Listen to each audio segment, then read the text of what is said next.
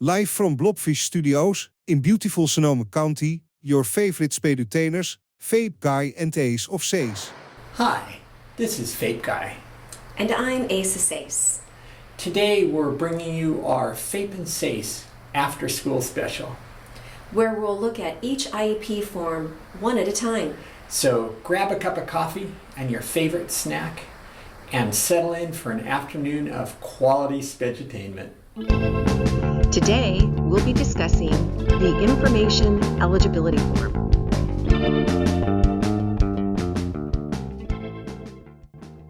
The Information Eligibility Form is chock full of important information. That's right. It's the cover page for the IEP. Hey Ace, I noticed some of the fields are in red. What the heck does that mean? Great question, FAPE Guy. Fields that you see in red are reported to the California Department of Education so that they can be monitored.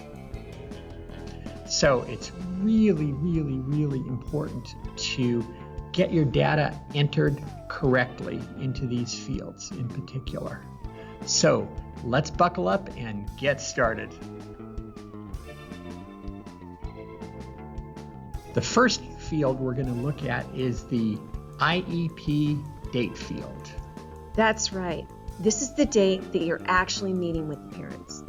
So, if you do a draft and reschedule a meeting a couple of times, you really shouldn't update this meeting until you actually hold the meeting. That's right. That's very important. It needs to be the date that you're actually meeting with the parents. The next field we're going to look at is the original special education entry date. Ace? This is the date, the very first time a student qualifies for special education services. So, what if a student qualifies for special education services, has an initial, and has special education services for, say, 3 or 4 years, and then no longer is eligible and is exited? And then, lo and behold, 4 or 5 years later, they qualify for special education services. Does this date change? Great question. So a student can have multiple initial IEPs. They can come in and out of special education. However, the very first time they qualify, that's the date we're going to use here, and it never changes. Hey, I have one more question though. I've heard about this thing called an IFSP, and that's for infants, right? That's right. Does that count as the original special education entry date too? It sure does. Even though it's an infant plan, it's still special education services. So if qualified at age 1, that would be the original special education entry date. You got it. The next field we're going to look at is the meeting type. Notice it's in red. That's right. Now an IEP meeting is defined as either an initial, a plan review, or a reevaluation. Reevaluation used to be called, way back in the day, a triennial, and then more recently an eligibility evaluation, but is now called a reevaluation. And please note that your meeting type must match the meeting type on the notice of meeting. Remember, the notice of meeting is sent to give the educational rights holder notice about what the meeting's going to be about. So, FAPE Guy, should we explain what these different meeting types mean to everybody? So an initial IEP, that would be held if a student isn't currently eligible for special education services. That's right, and a student can have more than one initial. An initial only means an IEP when the student isn't currently eligible. And at an initial, you're determining whether the student is eligible and then developing a plan for the students. So let's say a student transfers into your district with a really outdated IEP. Does that mean they're still eligible or they're not eligible? Absolutely, it means they're eligible, unless you have some really positive evidence that they were exited from special education services through one of 3 ways. If the parent says, I no longer want special education services for my child. Well, that would be a revocation. That's right. And if that happens, again, the student wouldn't be eligible. The next type is when a student at a reevaluation is found no longer to be eligible. That's right. And then there's only one other way that a student will exit from special education services. When the student receives a diploma, services end, or age 22 when they age out of services. So that's regular high school diploma. That's right. So if you don't have evidence that any of these things happened, then the student is still eligible. This is important because sometimes when a student is exited, it's not always clear what happened. That's right. So you might have to do some investigation. So just remember, an initial would be if the student qualifies for special education. So if the student's on an IEP, even if you're thinking about assessing under a new category or adding some kind of a service, you wouldn't call that IEP meeting an initial. And then the other two types of meeting, plan review that happens every year, and you do services and goals and placement that offer a FAPE stuff. And the last kind is a reevaluation. And how often does that have to happen? That happens every 3 years. It can happen more frequently than that, no more than once in 12 months, at minimum every 3 years. And you know what, FAPE Guy? I think we should talk about the reevaluation a little bit more, because sometimes people will check that box and they're actually talking about their plan review too. Can you do that at a reevaluation? No, that's a great point, Ace. I think sometimes there's some confusion about this. The reevaluation answers only one question. You tell me. Continued eligibility. And that's it. Period. It doesn't answer any questions about services or goals or assistive technology or statewide assessments. In other words, all those pages that describe what the student's plan is going to be. So if you notice the reevaluation and you plan to make changes to the offer at the same time, hold it as a plan review as well. But wait, there's more. Tell me about this, Ace. Well, you could have an additional purpose of your meeting. You might be combining a plan review with a transition meeting. And a transition meeting can mean one of a few different things. The most common one is when the student has a transition plan, which in the past has been required by age 16, and then transition would be checked and those pages filled out. But it also describes some other situations. That's right. This box can be checked when a student's transitioning from preschool to kindergarten. From 6th grade to 7th grade, 8th grade to 9th grade. Suppose you have a student making a change of placement to a non-public school. That's a transition meeting also. What it means is a transition from one environment to the other, or when the student has a transition plan, those high schoolers.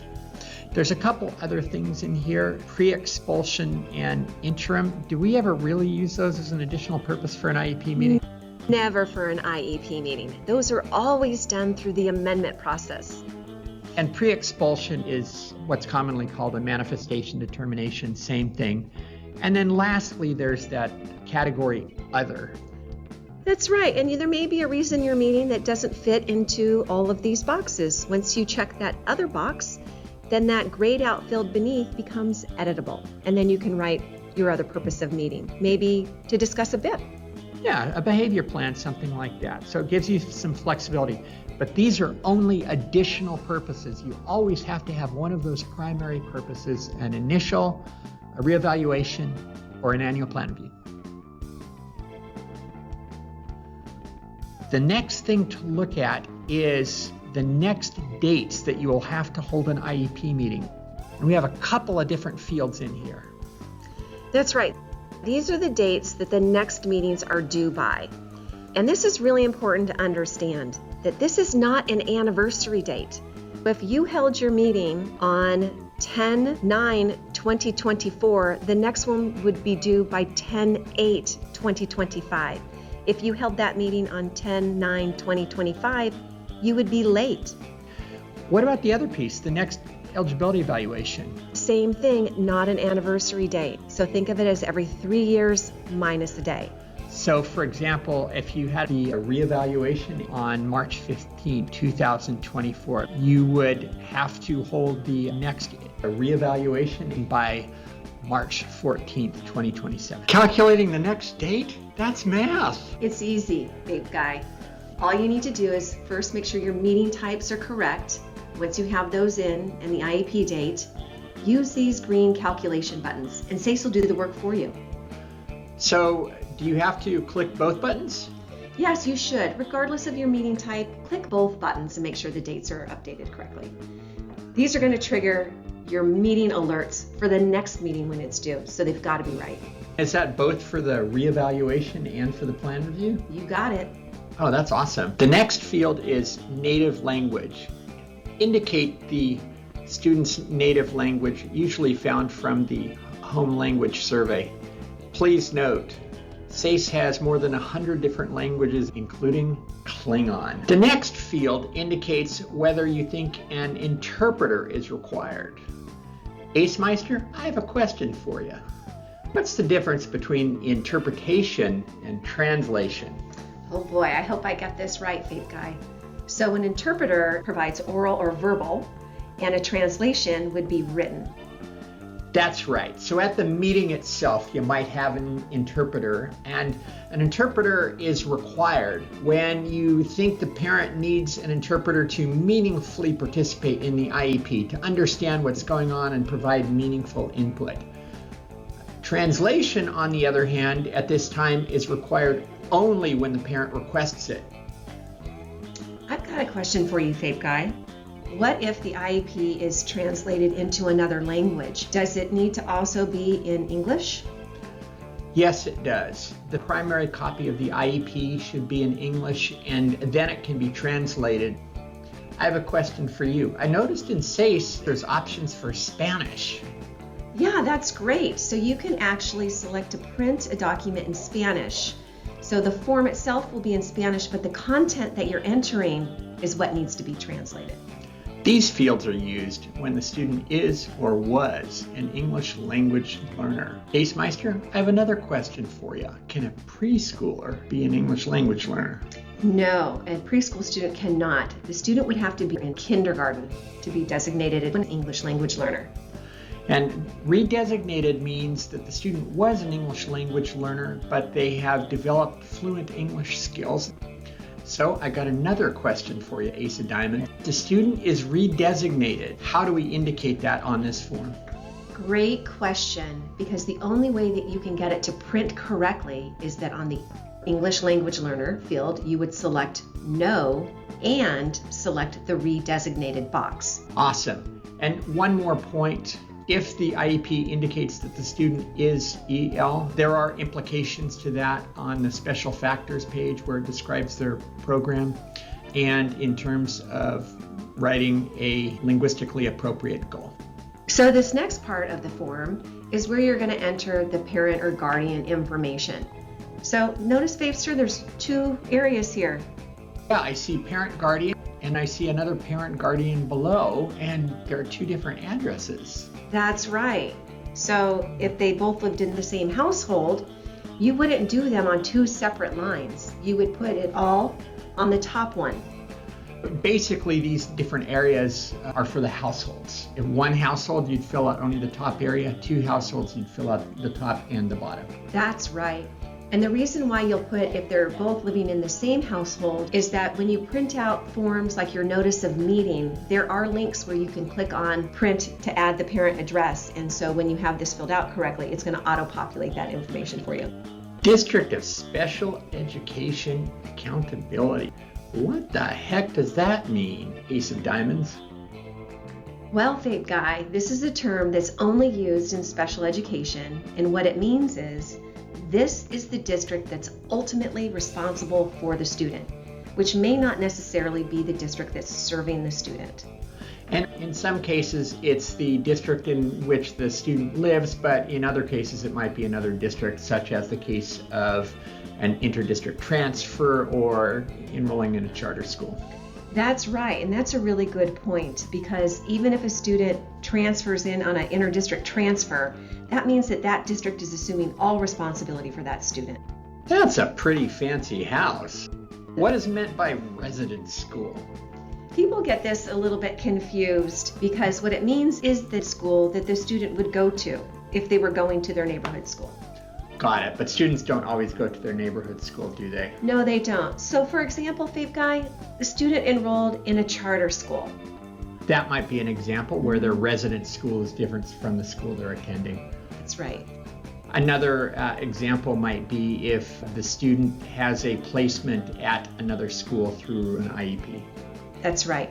So again, the resident school is just the neighborhood school that they would go to. And in this section, you indicate students' race and ethnicity. I notice that there's a lot of fields on here. How do you determine what to put in these fields? Great question. Well, first of all, notice that they're all red, which means this data is reported to CDE. Hispanic ethnicity is going to be whether or not that family identifies as Hispanic. If they leave it intentionally blank, then this is where you'll mark that it's intentionally blank. Can I ask a question? So that means it's whatever the family chooses. Yes, the family gives this information to the school district, and it's really important that this same information matches what's in your student information system. And for race, a family can choose to identify with 5 different cultures. Can this change? It can at any time. And so when it does, you have to make sure it gets updated in both systems.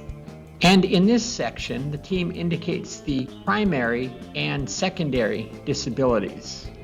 Hey, FAPE Guy, how does the team know which one is the primary and which one is the secondary? Well, Ace, the disability that has the greatest impact on the student should be the primary, if they have more than one. I got a question for you, Ace Aroni. What if the student has more than 2 disabilities? Oh, wow. Well, there's only 2 fields. So would they only indicate the ones that are impacting them?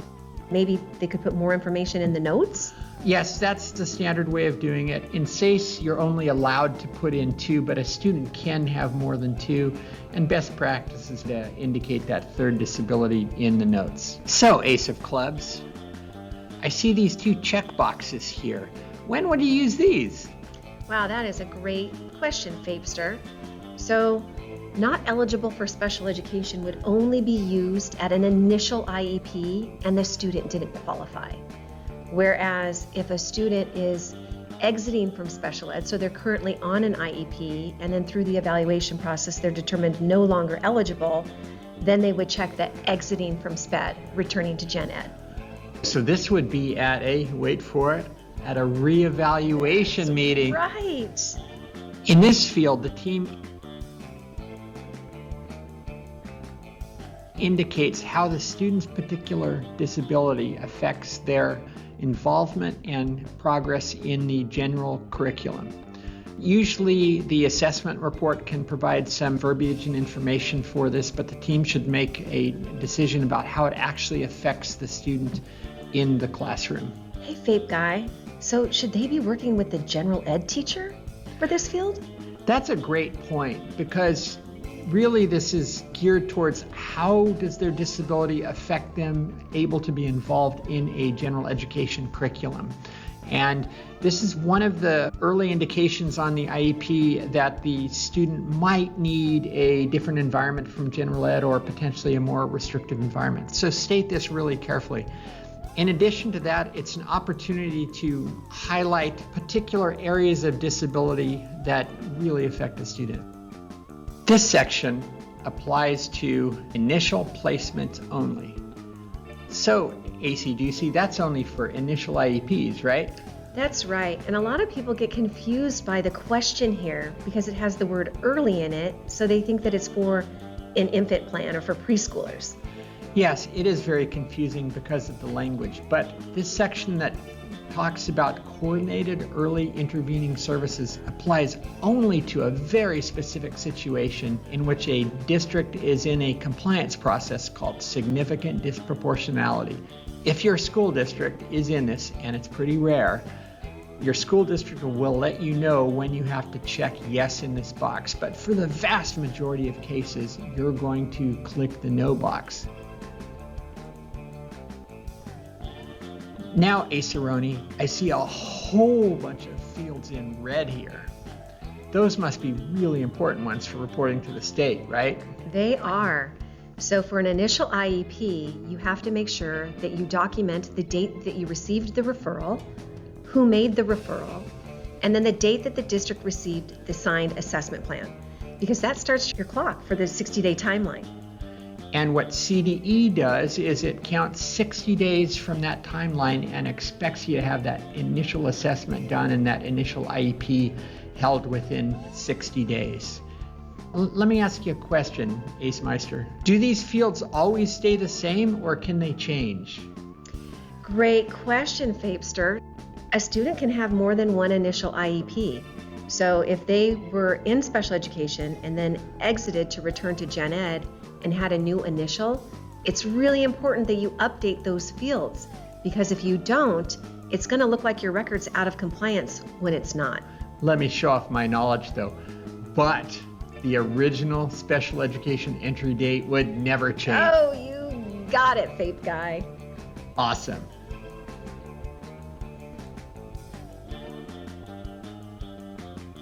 Well, that's all, folks. We hope you enjoyed your time today, learned a few things, and had a pretty good time.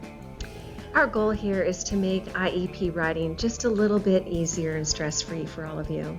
So you can focus on what's most important, and that is serving our students. Aloha from FAPE and ACE.